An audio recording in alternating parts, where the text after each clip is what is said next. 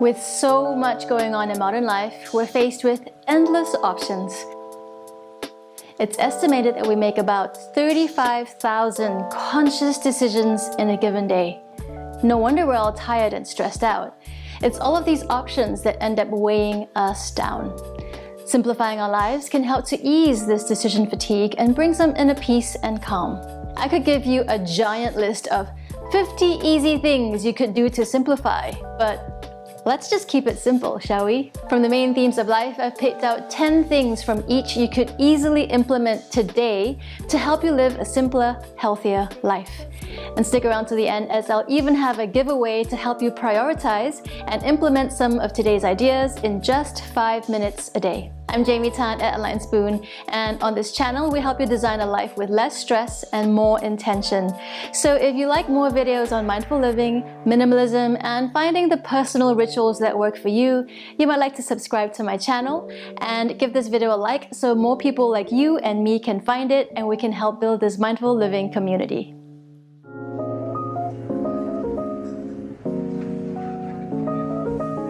Food, the source of life. I'm someone who gets hangry, hungry, angry, and if I don't have a snack every 2 to 3 hours, my blood sugar levels crash, and I'm not very nice to be around. I always pack a high protein snack with me, a little Tupperware of raw nuts or a protein bar that's made with whole foods. This way, I'm less tempted to buy a less healthy snack that's usually high in refined sugar or carbs. Knowing I've got something on hand that's tasty and healthy reduces the decisions I have to make while I'm out and about. Organic.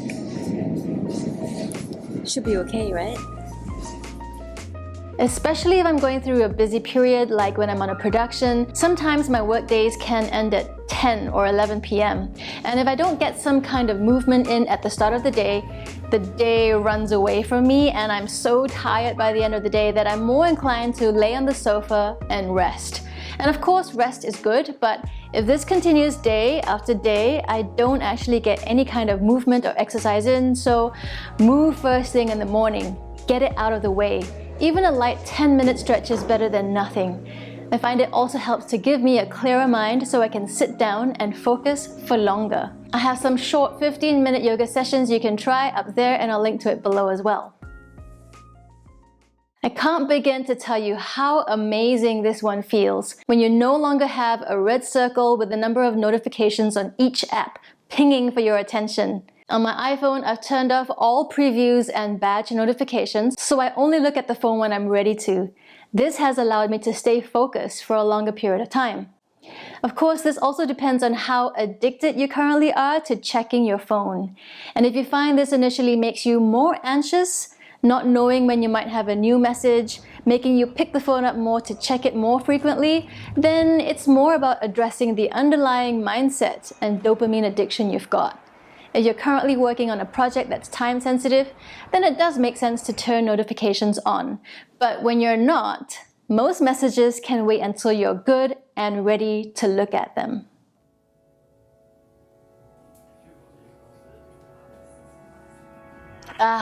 Time. The one point that could be turned into a whole other video in itself. But if I were to pick one thing on how to simplify to become more time efficient, I would look at your daily to-do list and pick the one main thing you want to accomplish for that day and make sure you finish that one thing. How often do we have 10 things on our to-do list for the day that we never end up crossing off? And by the end of the day, we don't actually celebrate the things that we crossed off that list. And instead, we focus on the few things we haven't done yet, moving those onto the next day's to-do list. And then you end up having the never-ending to-do list. So it's fine to still have your 10 things on the list, but pick a main focus every day. The one highlight of the day you definitely need to get done by the end of that day. Whether it's your relationship, full-time job, side hustle, or family related, and by the end of the day, when you've finished and crossed that main focus of the day off of your list, you can feel good of what you've accomplished. I often talk about setting goals on this channel, and in fact, every 3 months I do a quarterly Plan With Me interactive session. These usually cover the 4 main pillars I talk about often on this channel around mind, body, soul, and purpose. And your finances are a huge part of this. I usually put this under the purpose pillar. Now, money isn't everything, but getting your finances in order plays a huge role in being able to simplify your life. How many of us are bogged down in debt? The first step is giving yourself a financial goal to hit. Set a budget, which allows you to know how much to spend, save, and invest every month. I've been doing this for more than a couple decades now and own a couple of properties on my own and about to purchase my third together with my partner. Now, I don't say this to brag at all, but if I hadn't budgeted, saved, invested, and known my financial budgets, I wouldn't have been able to get to where I am right now financially. And it all starts with knowing your finances. So set a budget and stick to it. Has anything resonated with you so far? I'm curious. Let me know in the comments below. Now, this one is something I've been experimenting with in the past year, and I'm still learning what works for me.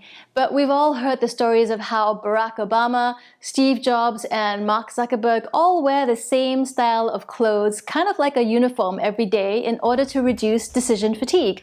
Now, as someone in the creative industry, wearing the same thing like a uniform every day might end up being a little bit boring. But I'm certainly working on a capsule wardrobe. A smaller number of clothes in basic colors and styles that can be easily mixed and matched with each other. I wear a lot of black, greens, blues, dark colors that can be easily paired with each other. And I've really been enjoying this approach as life has become so much easier.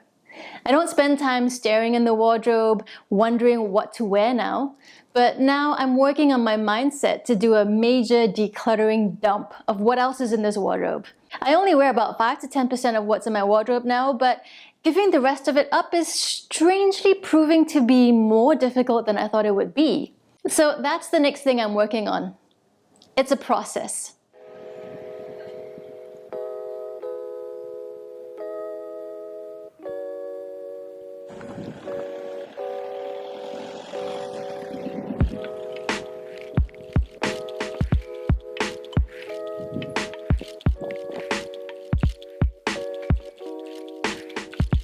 Spend time with the people who energize you and lift you up, not with the people who drag you down. You know, the toxic people in your life, the ones who complain all the time, put you down, or make you feel bad about yourself. Start putting some distance between them and you and start to observe how this shifts how you might feel about yourself, about life. This also applies to social media. If there are social media accounts that make you feel bad about yourself, unfollow them. At least do it as an experiment for 1 week to see how this might shift your energy.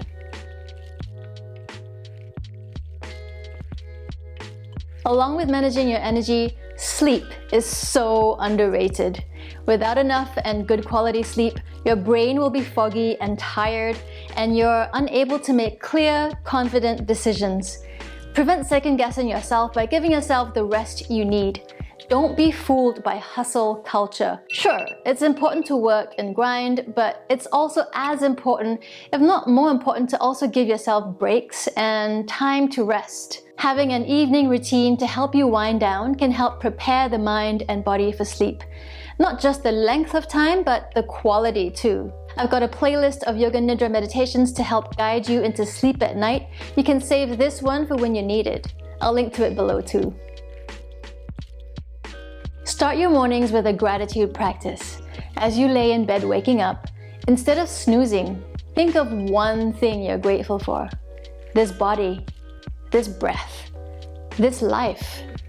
That's 3 things already. Do it as an experiment for 1 week and see how you feel by the end of the 7 days. Sometimes we focus so much on what's not going well or what else we can improve on to keep achieving that next big thing that we forget how to celebrate how far we've already come. And it's something so simple yet can have such a profound impact on how we feel about ourselves and our lives. I've been learning to be okay with saying no more often. As a recovering people pleaser, it's easier to say yes to everything and everyone, but I'm learning that saying no to some things actually creates more time and space in my life to say yes to the people, places, and things that I really want to have more of in my life. Sometimes I've even said yes initially, then after thinking for a few days, I've had to backtrack and say, actually, I can't do this right now. And you know what? I survived. People are a lot more understanding than you give them credit for. And again, this is a process. But getting clear on what's important to me and what I value makes it easier to draw those boundaries and say no more often. And if you're still here, I've got a bonus tip for you. If you'd like more help on how to get clear on what's important to you in the mind, body, soul areas of life, I've got a workbook you can download to help you create that time and space for the things that really matter in your life with just 5 minutes every day. I'll put the link up there and below. This guide has helped me say no more often so that I can say yes to what actually matters to me. It definitely helps to keep life simple. What did you think of these 10 easy ways to simplify your life? I'd love to hear which one you might start with today. Share it in the comments below. You might like to check out the 4 ways I declutter my life over here, or this mindful living playlist over here to help you flow through your busy life with more grace, ease, and flow, and I'll see you in the next one.